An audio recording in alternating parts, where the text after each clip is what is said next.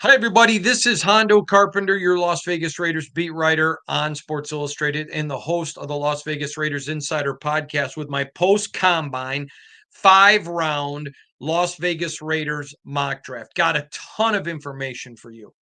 In fact, I had one GM tell me that he thinks this may be the worst group of NFL drafting teams that he can remember, that he thinks a lot of great players are going to drop. Another guy said there will be starters on the offensive and defensive lines in 2025 picked in this year's 5th round. Now, you may remember from in the past, I told you NFL teams go into the draft with the general conception my first 5 round guys make my roster, and then my 6th and 7th round guys, you hope to make your practice squad. And if they do make the roster, they're special teamers. That's where you hope, that's where you live. That's kind of the realm that you live in. Now, I expect the Raiders to, as I told you at the owners' meetings, to either make a trade or to, which is what I told you I thought they were doing, and that's what they tried with Matthew Stafford. I still think they're going to try to trade. If that's unable, then I would expect them to sign a free agent. And I'm expecting there to be a shock. Now, many of you will remember last year, the Raiders had a lot of people, specifically Rams, trying to move up to 13 to get Brock Bowers. The Raiders saw him as a dude. And I know that we're growing exponentially with our podcast followers. So let me make a point real clear to you. The term dude in the NFL is a can't miss. Last year, there were 3 dudes. It was Joe Alt, Talise Fawaga, and Brock Bowers. So the Raiders are sitting there at 13, and they knew they could get a dude guy, a guy that they thought was a top 2 pick in the draft at 13. So when people wanted to trade with them, they were going to have to give a lot more than the 13th pick value. They stayed there, took the best player available, and the Raiders were able to nab and steal Brock Bowers. I expect that to happen, and I think the Raiders go and pick up Will Campbell, the big offensive lineman from, and fast, by the way, from LSU. Drawn a lot of comparisons to Trent Williams and even some to Joe Alt. Now, in fairness, his arms were not as long, but one GM told me when you saw him on film competing with the top defensive ends, it was fine. I don't know if you can hear that music. It's my son watching Coco Melon. I apologize. So that is something you want to keep in mind, that you're going to hear that as a little bit of knock, but the film doesn't lie. He is a dominant tackle. Now, I like Thayer Mumford, the pick out of Ohio State a few years ago. I love Delmar DJ Glaze, the mule. Both men started at right tackle last year. You got Colton Miller, who once he came back and got in game shape and healthy was fantastic. Everybody loves the Cap. Um, so you may say, why do you go with Will? Well, first of all, he's a dominant 10-year NFL lineman, offensive lineman. And those guys just don't grow on trees. So you put him at the right. You got Delmar and Thayer continue to grow. There are injuries. And when Colton decides to retire, you flip him over to left. You've got 2 young guys that you've developed under good contracts. Everybody wins in that scenario. I have the Raiders nabbing Will Campbell at 5, and that would be a great get. I mentioned the other day, I'm going to be a little surprised if there isn't probably 3 dudes. There's one right now. We know who that is Abdul Carter. I'm going to be surprised when this is over if there's not 3. I got the Raiders stealing Will Campbell at number 1. Then number 2, I've got him getting Kenneth Grant, the defensive tackle out of Michigan.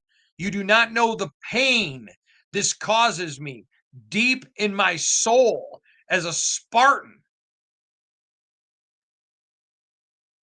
to pick Kenneth Grant here, but he's a great player, great kid, comes from the University of Michigan, great coaches there, like my buddy Ron Bellamy.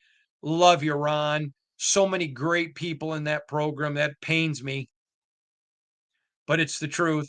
And Kenneth Grant, This is a first-round talent. This guy should be going in the first round. But I see him dropping because there are just so many pathetically bad drafting teams. Now watch this. That's second round taken Kenneth Grant. Third round, pick 68. Another guy that I think drops. And his value is much higher than here. But in talking to people about my mock, and these are NFL people, and asking them, where do you think? I think this guy may drop. And I think he's going to drop, not because he's bad. I think he may drop just because so many bad drafting teams, some guys get picked ahead of them, some talent drops. I mean, that is one thing that you never, ever know about in the NFL is so many bad picks. So let's say you're sitting there. I know an NFL team one time, I won't mention the team. I know an NFL team one time who told a guy, if you get to me, we're picking you. And they meant it. He gets to them and they pick someone else. And his whole career, man, they promised me, they lied to me. No, they didn't lie. They didn't think people were so stupid as to let other guys drop to them. So you never know. But I think Quinnshon Jenkins drops to the third round, 68th pick overall from The Ohio State. The Raiders pair him with Sincere McCormick and Zamir White in a friendly scheme that works for Zamir. We already know that Jenkins understands the Chip Kelly system, and the Raiders are off to the races. They've added a dominant lineman and a Donovan running back. Then they come right in with pick number 73 and get their quarterback, Will Howard. Now, get ready because I'm going to give you some information. Will Howard did not have a good throwing combine. That is no secret. Hondo, how can you have the Raiders taking him in the third round? That's why I dropped him from the Raiders' first pick to the second third-round pick. But here's the deal. He had a very well-respected quarterback coach in Jeff Christensen. This is the guy that worked with him, works with Patrick Mahomes, worked with Quinn Ewers, who crushed it. A lot of people believe Quinn Ewers may have pushed himself into the first round. All right? Now, he gets advice, Will Howard does, to train for the combine and go get a different quarterback coach, even though he's got a good one, a great one, a well-respected one. A lot of people thought that was a bad move on his part and that years of tape doesn't lie to compared to a bad showing. They expect him to shine out at his pro day and to be fine. So I thought that was fascinating. I thought for sure you'd want to get that information again. Drops Christensen, which was advice, and he trusted the advice, and people think it was bad advice. So there you go. Raiders get a quarterback, second pick of the third round. So now all of a sudden they're 3 rounds in, 3 offensive picks, and a defensive immediate impact player. Now, come back to round 4, pick 104. Fentrell Cyprus, the second, the cornerback out of Florida State. This is a corner in the mold of what Patrick Graham likes. This is a ball hawk. This is a guy that goes and gets the ball. This is a guy that goes and makes plays. Little too aggressive. Do you remember who else was that way? You know who I'm talking about. Jacorian Bennett. Jocko. Great guy. Great player. Really responded in his sophomore year. Crushed it until he got injured. A lot of people really like Fentrell Cyprus. I see the Raiders picking him up in the 4th round. That's a guy I don't think comes into the year starting. Certainly could be a starter before the season's over next year. Good pick right there.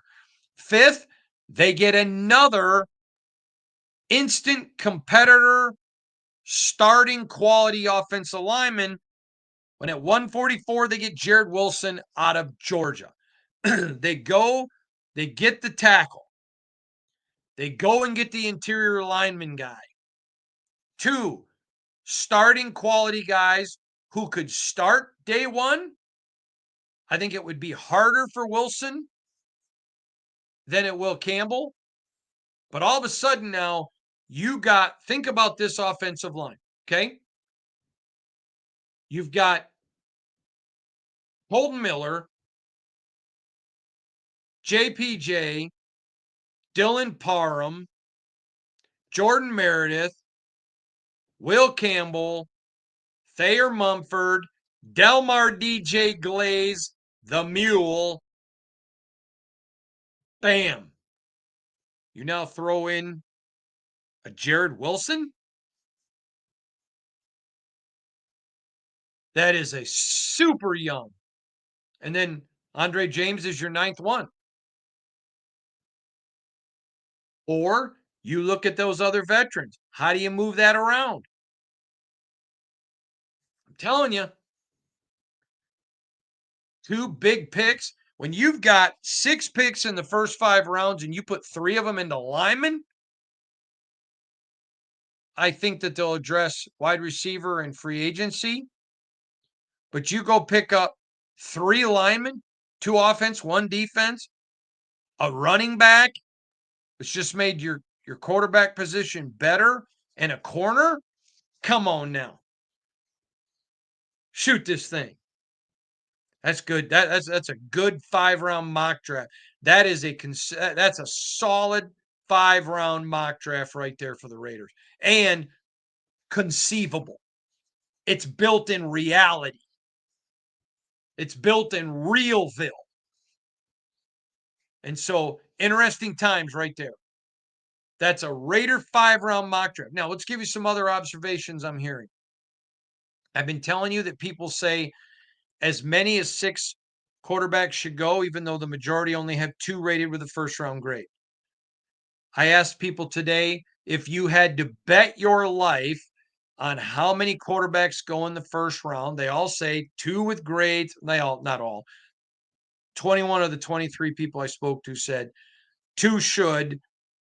But if I had to, 6 could, one said 5 could, but the other said 4. I think 4 will go for sure. I think Quinn Ewers at that bottom of the first round, he impressed a lot of people. That's where when you turn around and you watch a Will Howard go away from a Jeff Christensen, hurted him. It hurt him. Sure helped Quinn Ewers.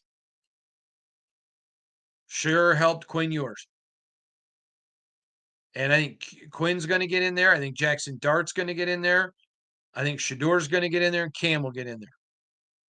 I think possibly Jalen Milroe. I wouldn't pick Jalen in the 5th. I wouldn't pick a lot of those guys in the first. I wouldn't pick Jalen in the first, but he could get in there, and he impressed a ton of people. He did impress a ton of people. But I think he's too big of a risk with a 1 pick. So a lot of interesting stuff coming out of the draft. That's our first 5-round mock coming out of the draft, out of the combine. I'll have another one next week. I'm going to give a lot of details. I'm actually writing a story for tomorrow with a bunch more detail about these guys, some scouting analysis, things they did right, didn't do right. Just give you the latest on each of them so you'll be able to read that story tomorrow. But there you go. Raiders get a haul of talent in my latest 5-round mock draft 2.0. Thanks for joining me, everybody. God bless you. We'll see you all tomorrow.